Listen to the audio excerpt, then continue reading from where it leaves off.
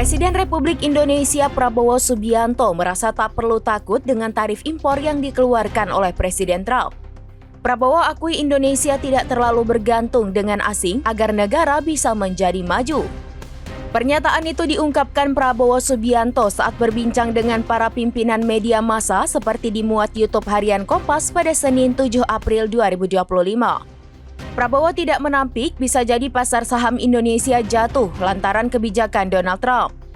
Saat ini saja, kata Prabowo, pasar saham Amerika Serikat juga mulai merosot karena kebijakannya sendiri.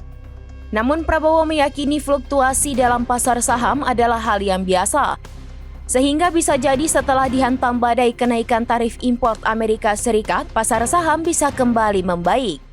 Terpenting, kata Prabowo, yang harus menjadi sorotan Indonesia memiliki modal kuat lainnya dalam hal ekonomi. Maka Prabowo Subianto meminta masyarakat Indonesia agar tetap percaya diri. Terlebih saat ini Indonesia berada di posisi yang baik dalam hal ekonomi, baik perihal pengendalian inflasi dan pengendalian utang.